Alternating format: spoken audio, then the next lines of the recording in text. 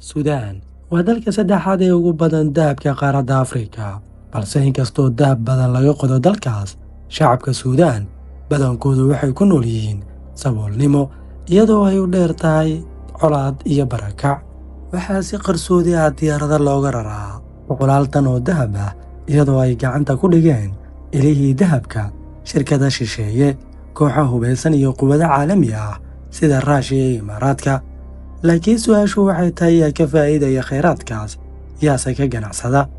Taxanaha la magacbaxay dahabka la xaday wuxuu ifinayaa xiriirka mugdiga ee u dhexeeya kheyraadka dabiiciga ah, colaadda gudaha iyo faragelinta shisheeye. Waa sheeko ku saabsan hanti la boobay, dadkii lahaana la aamusiyey, iyo runta aan la sheegin ee ka dambaysa. Magacaygu waa Cabdulle Macallim Aalto, halkanina waa Hogaan 24 Media. Haddii aad u aragtay muuqaalada noocan oo kale ah aad wax ka faa'iidayso, like saar si aan u ogaano tirada danaynaysa. Haddii ay tahay markii kuugu horreysay aad soo booqatay channelkeenana, subscribe saar si aad u heshid muuqaalada cusub ee aan soo gelino. Share dheh si uu u gaaro muuqaalkan asxaabta jecel. Suudaan waa mid ka mid ah waddamada ugu dahabka badan qaaradda Afrika, waana kan labaad ama saddexaad ee ugu soo saaridda badan dahabka. Taariikhda dahabka Suudaan waa mid qadiimi ah, isla markaana muran badan hareeyey. Sidoo kale waxay ahayd hoygii boqortooyada Nubiya ee caanka ku ahayd dahab badan. Qarnigii labaad ee miilaadiga, ka hor boqortooyadii Kuush oo xaruntoodu ahayd Merowi, waxay u dhoofin jirtay dahabka boqortooyadii Masar, iyadoo dahabkaasi u noqday saldhig dhaqaale oo u horseeday Nubiya inay noqoto quwadda gobolka. Intii uu jiray gumaysiga Angola ee Jabtiyaanka sanadihii 1899 ilaa 1956, waxaa la bilaabay sahminta dahabka ee nidaamsan. Waxaa laga helay dahabka gobollo ay ka mid yihiin Northern State, Blue Nile iyo Red Sea Hills, balse kheyraadkaas waxaa ka faa'iidaystay reer Yurub iyagoo aan dadka deegaanka laga tixgelin. Markii Suudaan xorriyadda ay heshay sanadii 1956, dowladda cusub waxay la tacaashay khilaafaadka gudaha iyo dagaalla sokeeye, balse fursaddii horumarineed ee dahabka si rasmi ah looma maareynin. Intii u dhexaysay sanadii 1980 ilaa 2000, dahabku wuxuu ahaa mid si sharci darro ah loo qodanayay, iyadoo bulshooyinka maxalliga ah ay u adeegsanayeen qalab sahlan.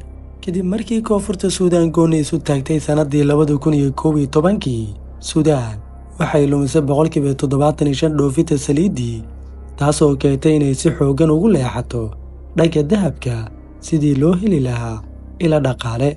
Dowladda ayaana bilowday inay shatiyo siiso shirkado badan oo ajnabi ah, kuwaasoo qaar ka mid ah laga leeyahay waddamada kale ah Raashiya, China iyo Imaaraadka Carabta. Qayb ka mid ah cutubka ciidanka loo yaqaan RSF oo loo soo gaabiyey Rapid Support Force, kana farcamay Jandarawidkii Darfur, ayaa si qarsoodi ah u xakameeyey qaar badan oo ka mid ah goobaha dahabka. Waxay xiriir la leeyihiin shirkado Imaaraadi ah sida Al Gunda iyo shirkado xiriir la leh Al Jazeera Group, taasoo u sahashay inay malaayiin dollar si toos ah uga helaan macdanta iyagoo ka baxsan kormeer dowladeed. Dahabka Suudaan ayaa noqday hub cusub oo siyaasi ah. Waxaa lagu maalgeliyaa dagaallo, waxaana heshiisyo lagula galaa waddamo shisheeye, iyadoo shacabka intooda badan aysan wax faa'iido ah ka helin. Hadda Suudaan waxay sanad kasta soo saartaa in ka badan 90 tan oo dahab ah, halka inta badan si qarsoodi ah looga dhoofiyo dalka, gaar ahaanna loo dhoofiyo waddanka Imaaraadka. Kheyraadka dabiiciga sida dahabka, saliidda iyo macdanta waa hanti Ilaahay ku manaystay dalal badan si ay ugu horumaraan, balse dalal ay ka mid tahay Suudaan, hantidaasi waxay ku noqotay qaniyo lagu kala tegay. Wuxuuna sidoo kale noqday kheyraad lagu dagaalamo halkii laga wada faa'iidaysan lahaa. Awoodda lagu xukumana waxaa loo arkaa inay tahay furo lagu furo dahabka, eemahan mas'uuliyad lagu gaarsiiyo shacabka adeegga ay mudan yihiin. Marka ay dowladdu daciif tahay, kheyraadka waxaa gacanta ku dhiga kooxo hubeysan ama quwado shisheeye. Suudaan, tusaale ahaan, ciidanka RSF waxay gacanta ku hayaan meelo badan oo dahabka laga qodo, halka ay dowladdu ku adag tahay xitaa inay ogaato inta dahab ee laga dhoofiyo dalka.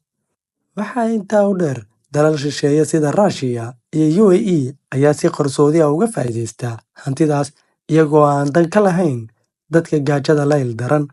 Wuxuuna kheyraadkaas noqday cudur qarsoon halkii uu noqon lahaa dawo. Waxaa laga dhigay hub siyaasadeed, hanti gaar ah iyo sabab dagaal. Shacabka iyo dowladduba way kala shakiyeen, kooxuhuna way isku jeesteen ilaa la helo hogaamiye daacad ah iyo nidaam cadaalad ku dhisan.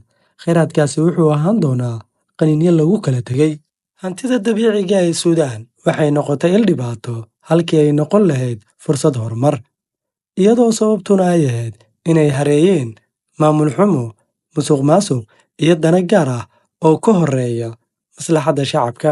Shacabka inta badan ma gaaraan wax faa'iido ah oo ka timaada hantida dabiiciga ah, balse taa beddelkeeda waxay la kulmaan barakac, dagaal, baahi iyo burbur deegaan. Meelaha dahabka laga qodo sida Suudaan, Kongo iyo Nigeria waxaa ka dhaca dhibaatooyin badan oo ka mid tahay inay carruurta ka tagaan dugsiyada si ay u soo qodaan dahabka si ay u helaan nolol maalmeedkooda. Dhanka kale, dhibaatooyinkaas waxaa ka mid ah in dadka deegaanka laga saaro dhulkooda iyo saameynta ay ku yeelato sunta loo isticmaalo soo saarista dahabka. Waxaana intaas u sii dheer shacabka Suudaan in hantidii dabiiciga ahayd kooxo hubaysan ay qabsadaan si ay u helaan lacag ay ku maalgeliyaan dagaal, iyadoo shacabkana ay dhexda u galaan colaad aysan ku lug lahayn. Hantidii dalka halkii lagu dhisi lahaa isbitaallo iyo waddooyin waxaa lagu iibsadaa rasaas, taangiye iyo xiriiro siyaasadeed ee shisheeye.